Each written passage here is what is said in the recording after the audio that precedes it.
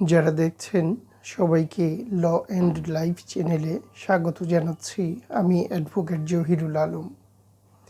আজকে আমরা দেওয়ানি কার্যবিধি 1908-এর একটি ছোট এবং সিগনিফিক্যান্ট আদেশ নিয়ে আলোচনা করব।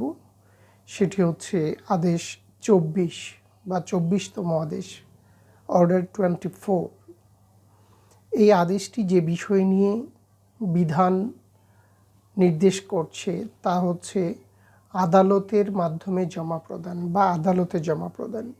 আমরা যেভাবেই বলি না কেন, ইংরেজিতে হচ্ছে পেমেন্ট ইনটু দ্য কোর্ট।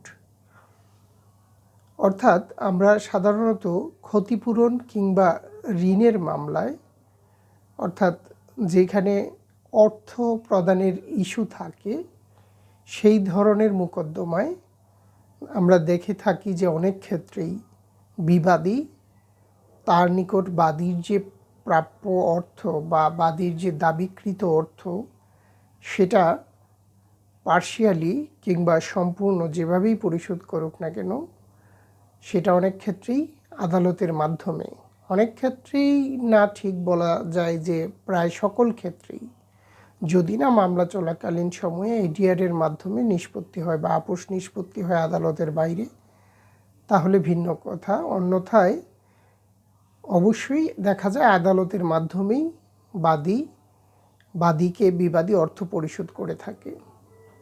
এই যে আদালতের মাধ্যমে অর্থ পরিশোধ করার প্রক্রিয়া, সেটার জন্য নিশ্চয়ই একটা আইনগত বিধান থাকবে। আইনগত বিধান ছাড়া আদালত তার নিকট অর্থ জমা নিতে পারেন কি? পারেন না। তো এই যে বিধান, সেই বিধানটি হচ্ছে আমাদের এই 24তম আদেশের বিধান, যেখানে বলা হচ্ছে মোট 4টি বিধিতে এই অর্থ আদালতের মাধ্যমে কিভাবে জমা হবে, কিভাবে বাদীকে প্রদান করা হবে, ইত্যাদি ইত্যাদি বিষয়। তো প্রথমেই আমরা দেখব, মাত্র 4টি বিধি আছে, তার মধ্যে প্রথম বিধিতে বলা হচ্ছে যে এই ধরনের ক্ষতিপূরণ কিংবা ঋণের মামলায় বাদী আদালতের মাধ্যমে অর্থ পেতে পারে, যে অর্থটা বিবাদী বাদীকে প্রদান করবে। এবং এই যে বিবাদী বাদীকে অর্থ প্রদান করবে আদালতের মাধ্যমে, বিধি 2-এ দেখব এই জন্যে কী করবে বিবাদী। প্রথমে বাদীকে নোটিশ দিবে আদালতের মাধ্যমে। নোটিশ বলতে সব ক্ষেত্রে যে লিখিত নোটিশ হতে হবে নট নেসেসারি, সেটা আদালতের মাধ্যমে মৌখিকও হতে পারে, কোনো একটা তারিখের দিন ঘোষণা হয়। মুদ্রা কথা, বাদী জানবে যে বিবাদী এত তারিখে টাকা দিবে বা পরবর্তী তারিখে টাকা পরিশোধ করবে।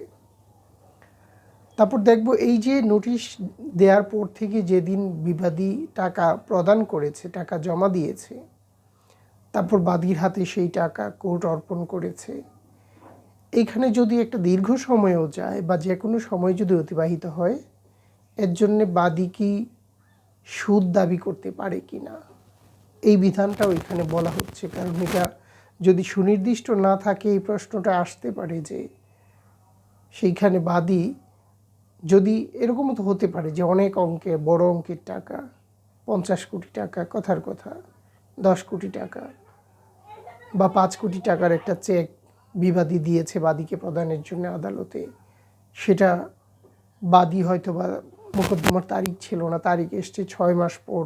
আমরা এরকম ঘটনা দেখে থাকি আদালত পাড়ায় অর্থ ঋণের মামলার ক্ষেত্রে, যে লম্বা তারিখ হয়, 9 মাস 1 বছরের তারিখ হয় মামলা জটের কারণে।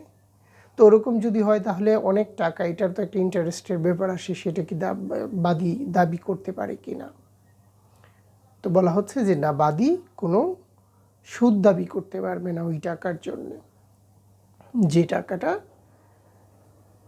বাদী বরাবর পরিশোধ করবে আদালতের মাধ্যমে, সেটাই সে পাবে। তারপর হচ্ছে যে এই যে বিবাদী টাকা পরিশোধ করলো আদালতের মাধ্যমে এবং বাদী সেটা পেল, এই ক্ষেত্রে বাদীর সম্পূর্ণ দাবি পরিশোধ হলে প্রক্রিয়াটা কেমন হবে, যেটাকে সম্পূর্ণ পরিতুষ্টি বলছে বা ফুল স্যাটিসফ্যাকশন, অথবা যদি সেটা স্যাটিসফাইড ইন পার্ট হয় বা স্যাটিসফ্যাকশন ইন পার্ট হয়, আংশিক পরিতুষ্টি হয়, সেই ক্ষেত্রে বিধান কী হবে। অর্থাৎ দেখা গেল বাদী যে পরিমাণ টাকা পায় বিবাদীর নিকট, বিবাদী আদালতের মাধ্যমে তার একটা অংশ পরিশোধ করেছে। সেই ক্ষেত্রে বাদী, আইনের বিধান বলছে যে বাদী তার অবশিষ্ট পাওনার জন্য মোকদ্দমাটি যথাযথভাবে চালিয়ে নিয়ে যেতে পারবে। আর যদি পরিপূর্ণ পরিতুষ্টি হয় বা সম্পূর্ণ টাকা সে পেয়ে যায়, সেই ক্ষেত্রে কি হবে? সেই ক্ষেত্রে বাদী একটি বিবৃতি দিবে, স্টেটমেন্ট দিবে আদালতের নিকট যে আমি আমার সম্পূর্ণ পাওনা বুঝে পেয়েছি। তো এই বিবৃতিটা আদালত নথিজাত করবেন, করে তদনুযায়ী ডিক্রি প্রদান করবেন। অর্থাৎ আদালত তার কাছ থেকে সেই বিবৃতিটা নিয়ে নেবেন বা আদালতে দাখিল করতে হবে। এটা হচ্ছে পূর্ণ পরিতুষ্টির ক্ষেত্রে। আর যদি আংশিক পরিতুষ্টি হয় তাহলে অবশিষ্ট মোকদ্দমা অবশিষ্ট অর্থের জন্য চালিয়ে নিয়ে যেতে পারবেন বাদী।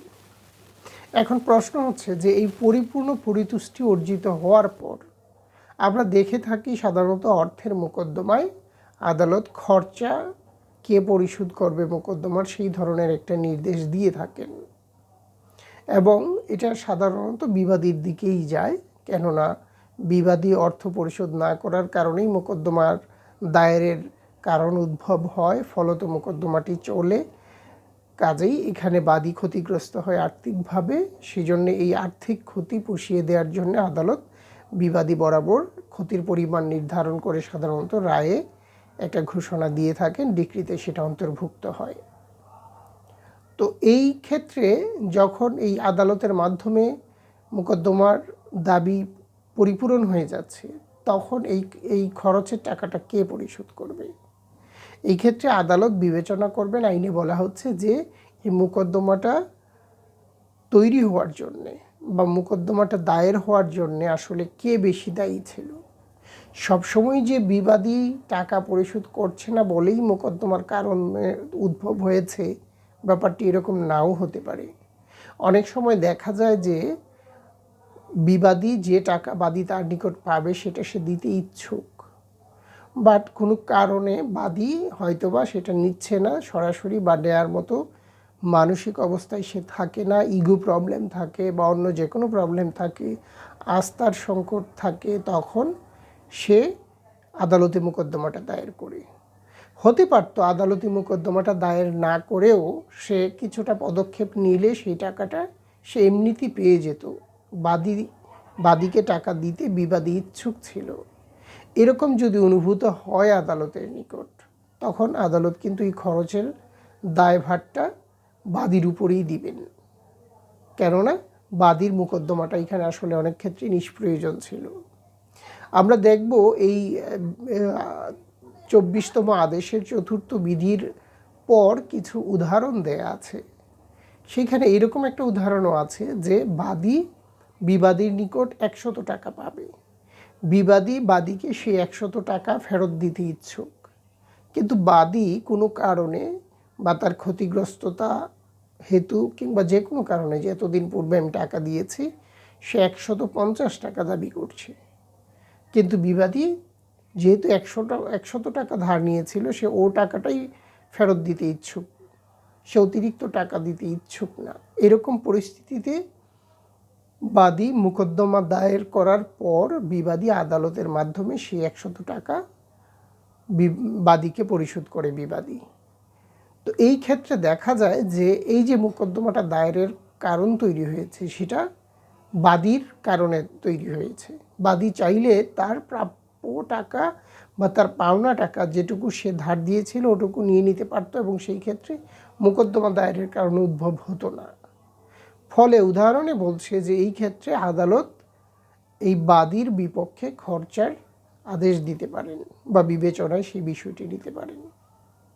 মুদ্রা কথা হচ্ছে যে মোকদ্দমার খরচের বিষয়টি যখন আদালতের মাধ্যমে মোকদ্দমার আর্থিক দাবি পরিশোধ হয়ে যায়, তখন আদালত মোকদ্দমা উদ্ভবের ক্ষেত্রে যে বেশি দায়ী বলে মনে করবেন তার উপর অর্পণ করতে পারেন।